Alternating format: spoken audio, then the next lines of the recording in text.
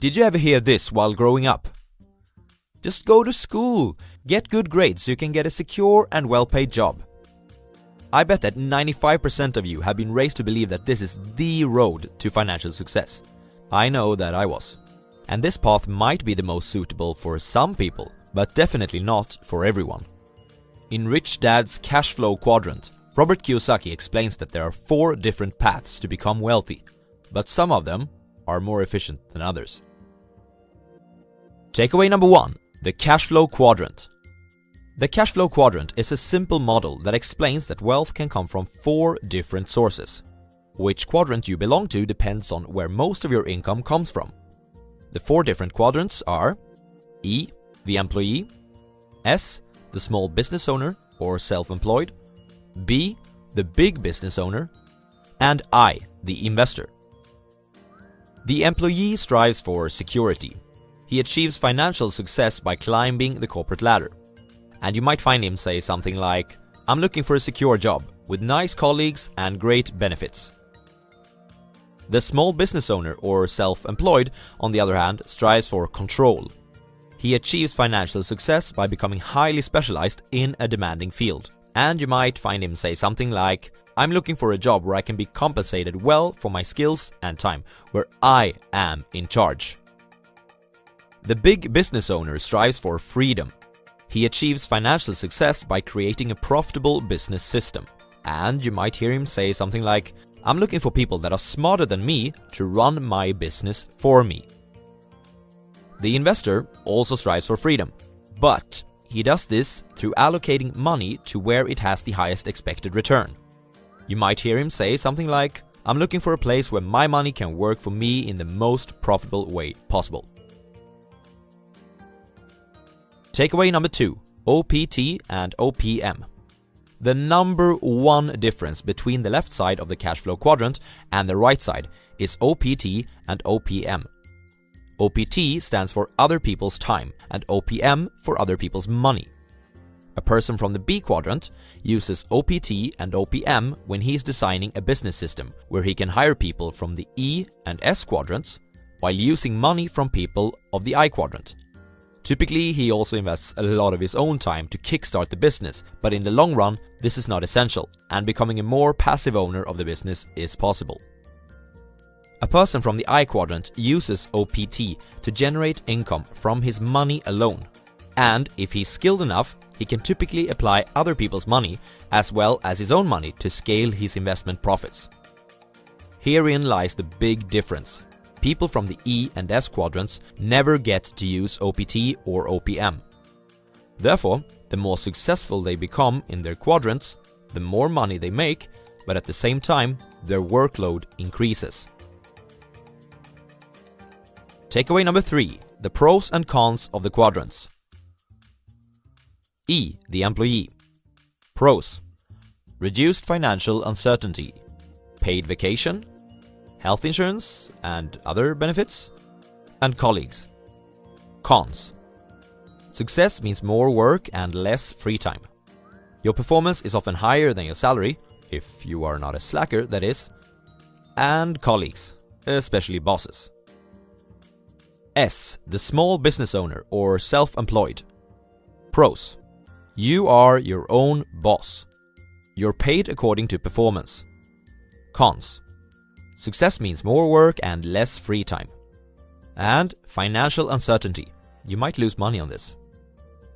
B, the big business owner. Pros: OPT and OPM. Financial freedom can be achieved very quickly. And a greater portion of your profits goes to you. In other words, you pay less tax. Cons: financial uncertainty. You might lose money. It requires a different set of skills than what school teaches. And you'll have to manage people. I, the investor. Pros: OPT and OPM. Financial freedom can be achieved quickly. A greater portion of your profits goes to you, in other words, less tax. And it can be passive. Cons: financial uncertainty. You might lose money. Takeaway number 4. Breaking the addiction, moving to the right side. So, There are pros and cons with all the quadrants, but the right side is where financial freedom can be achieved the fastest.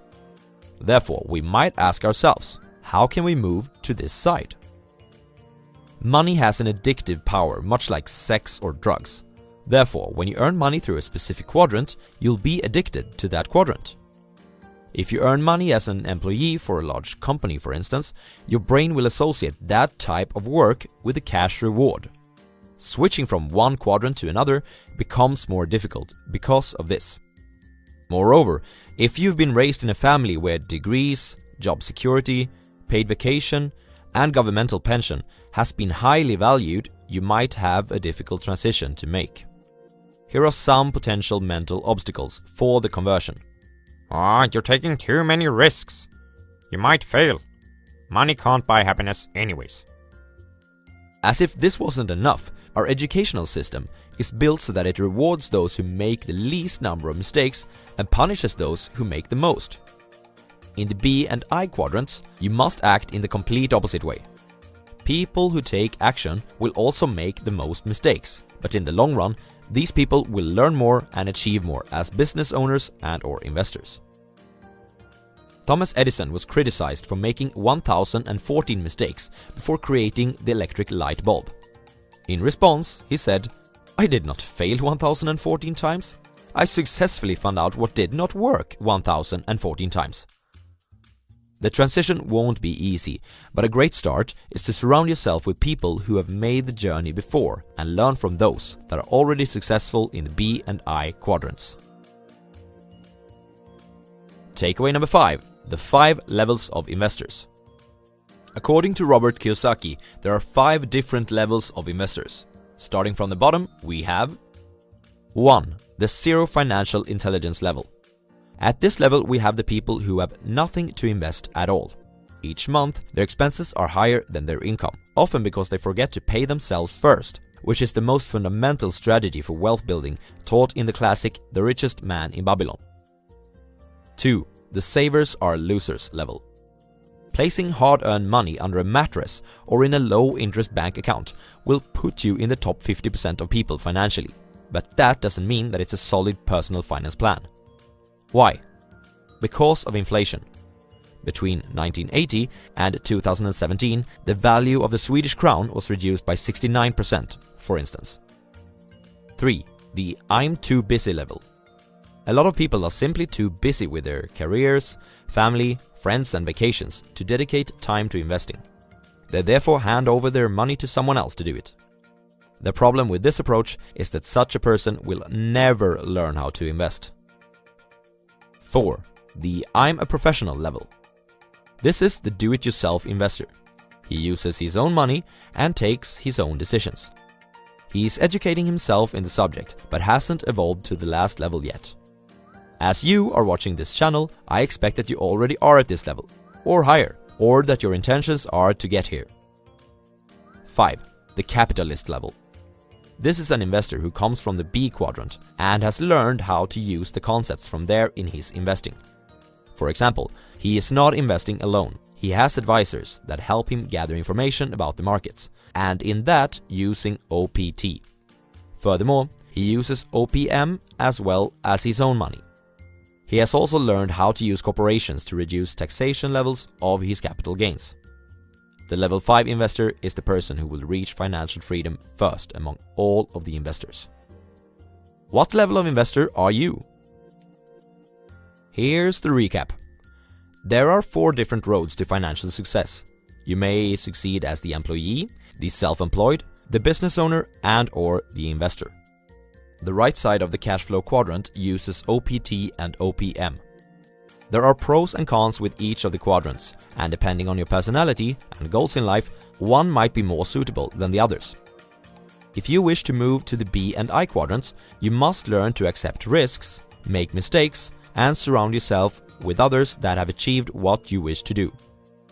There are 5 levels of investors, and the greatest profits goes to the level 5 investor, who has learned how to implement business concepts in his investing approach. Thanks for watching, everyone. See you next time.